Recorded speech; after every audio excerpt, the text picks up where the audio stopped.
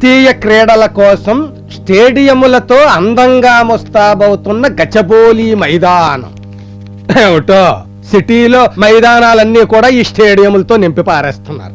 ఇంత పెద్ద సిటీలో ఏ మూల ఏ మనిషి చచ్చినా మోసిగళ్ళి ఆ పంచకొట్ట శ్మశానంలోనే పాతిపెట్టి చావాలి. ఇంకో పక్క ఆవులు ఆంబోతులు మెయిన్ రోడ్ల మీద వేర విహారం, పేడకంపు, ట్రాఫిక్ జామ్. అదే నేనే గనక సీఎంనైతే ప్రజలు మెచ్చుకునేలాగా అంత పెద్ద మైదానంలో కొంత భాగాన్ని శ్మశానానికి కేటాయించి మిగతా భాగంలో ఆవులు ఆంబోతులు జూయట్లు పాడుకుంటూ వేర విహారం చేసేలా కేటాయించేవాడిని. ఆటలు కావాలంటే 4 రోడ్ల సెంటర్లో సిగ్నల్ స్తంభాలు పీకి పారేసి ఆడించేసేవాడిని. 4 రోడ్ల నుంచి జనాలు వచ్చి జామ్మాయి చూసి ఆనందించేవారు. టైం పాస్ అయ్యేది. ఏమిటో వెర్రి ప్రజలు ఎంత పెద్ద మేధావిని వదిలేసి ఎవరెవరినో సీఎం చేస్తారు. అమ్మగారు అమ్మగారు అంటుంటే బయటండి. సరే అండి. ఏమే అమ్మగారు వేయాలా?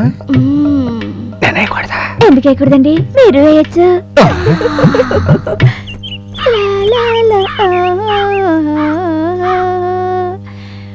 వస్తాడు నారాజు ఈరోజు, రాని వస్తాడు నెల రాజు ఈ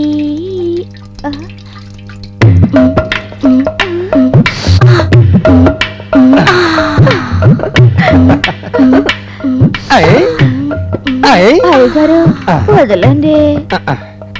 వదలనే, ఈ అవకాశం మళ్ళీ రాదు. రంగే మధ్యాహ్నం 3 తర్వాత వస్తావా? చిన్న పని ఉంది. వద్దండి, మా ఆయన ఉంటాడు. పోనీ సాయంత్రం 6 తర్వాత వస్తావా? పెద్ద పని ఉంది. వద్దండి, వాచ్మెన్ బాధపడతాడు.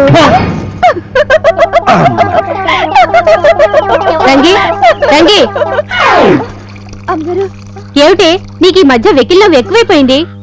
అమ్మగారండి చూడు, ఆడది మరీ అంత వెరగబడి నవ్వకూడదు, మంచిది కాదు. ముందు ఆంట్లతో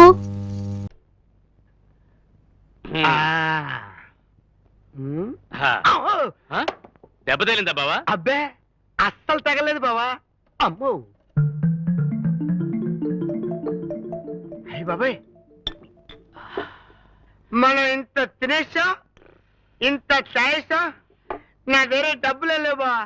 నీ దగ్గర డబ్బులేనా బా? డబ్బులా? ఎవడు బావా మనల్ని డబ్బులు అడిగేది? ఈయనెవరో తెలుసా? మస్తాన్ గడి మక్కిలు రగ్గొట్టి ఎమర్జెన్సీ వార్డులో పడేసిన మధుబాబుకి బావ. ఈ బావకి నేను బామ్మర్తిని. మేం తాగాం, తిన్నాం. డబ్బులు అడిగే దమ్ములు ఎవరికైనా ఉన్నాయా? ఎవడరా దమ్ములున్నాడు? ఎవడైనా సరే డబ్బులు అడిగితే చంపేస్తానంతే. నువ్వు కూర్చోబో. మిమ్మల్ని డబ్బులు ఎవడు అడిగాడు బాబు? మీ మనసు రాజమందరం పూర్తి చేసుకోండి. ఇంటికి ఏమన్నా పార్సల్ కట్టమంటారా బాబు? అప్పుగా బాబు గారు పార్సల్ కట్ట. సావిత్రి, శ్రీదేవి ఒక పట్నం వెళ్తామనేంత వరకు మనం వెళ్తామనకూడదన్నారు బావగారు. ఉండు, అక్కేం చేసిందో చూద్దాం.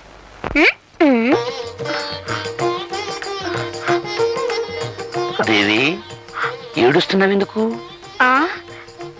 మిమ్మల్ని కట్టుకున్నందుకు. చూడండి, మా ఇంట్లో నేను ఒక్కరోజు కూడా వంట చేసింది లేదు, కనీసం పొయ్యి కూడా వెలిగించలేదండి. నువ్వు మందుల షాప్ లో డబ్బు సంచి పోగొట్టుకున్నప్పుడే అనుకున్నాను నువ్వు చాలా సుకుమారివని.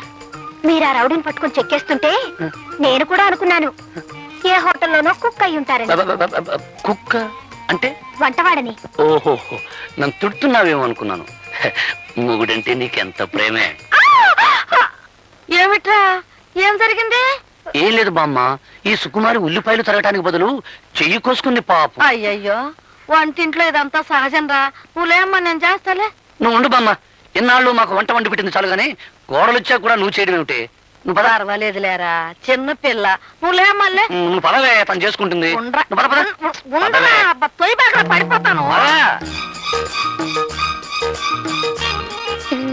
అక్క ఏమిటి? లే, మనం తాళి కట్టించుకున్నందుకు ఇక్కడైతే ఎగతాళే మిగులుతుంది. అదే పట్నంలో అయితే పొయ్యి ఉండదు, పొగుండదు, పిడకలుండవు, అన్నిటికీ స్విచ్లే కదక్క.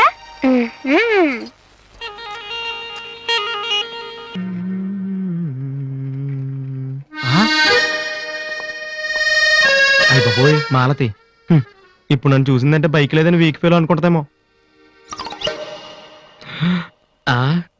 దిశా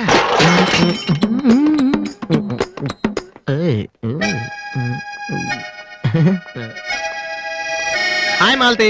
hi Balu. If you don't mind నీతో కొంచెం మాట్లాడాలి. డబ్బులు ఏమైనా కావాలా? చచ్చే డబ్బులు కదా.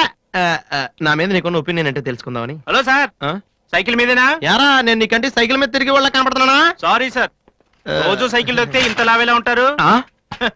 Thank you sir.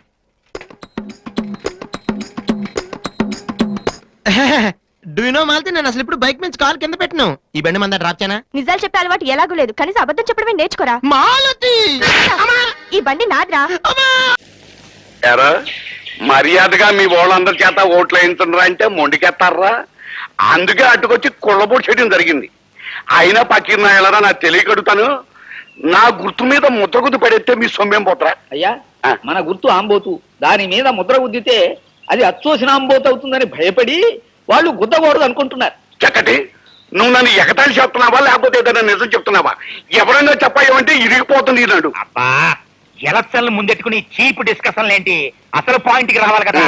ఇదిగో మీరు వెనకటికి ఎప్పుడో నా దగ్గర చిల్లర అప్పులు తీసుకున్నారు.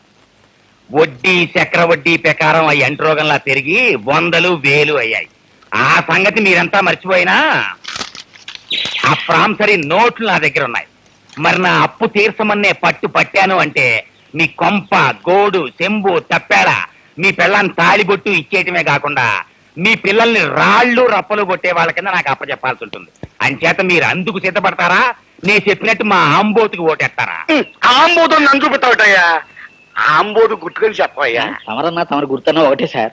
అలాగే అంచేత మీరు నా అప్పు తీర్చడానికి అన్ని ఇచ్చేసి పకీర్లు అయిపోతారో నేను చెప్పినట్టు ఓట్లేస్తారో తేల్చుకోండి. ఈ ఒకటానికి వేయండి అయ్యా.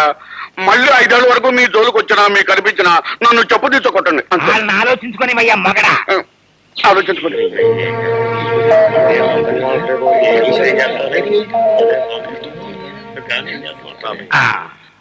మీకు ఓటేస్తే మాకేం ఉపకారం జరుగుతుందో తెలియదు కానీ ఏగిపోతే ఎంత అపకారం జరుగుతుందో మీ వల్ల మాకు బాగా తెలిసింది. మీరు చెప్పినట్టుగానే మేము మా వాళ్ళంతా మీకే ఓటేస్తాం బాబు, మీకే ఓటేస్తాం. అది ఎండన్ గా ఉంది నీ మాట. అది కాదయ్యా, ఇప్పుడు అడ్డగారి చెప్పి రేపు ఆ పోలు కదా దూరి ఎవరు చూడటం లేదు కదా అని నా ఆంబోతులు తెలిసి మరో గాడ్డు మీద కుదిరితే నేనేమైపోవాలి? నేను ఒప్పుకోనయ్యా. అందుకే అక్కడ దేవుడు ఉన్నాడు. మీరంతా మా ఆంబోతుకే ఓటేస్తామని ఆ దేవుడి మీద ప్రమాణకం చేసి మరీ చెప్పాలి. పదండి. మీరంతా ఈ ఆంజనేయుడి పాదాల మీద ప్రమాణకం చేసి మా ఆంబోతుకే ఓటేస్తామని చెప్పాలి. కానివ్వండి.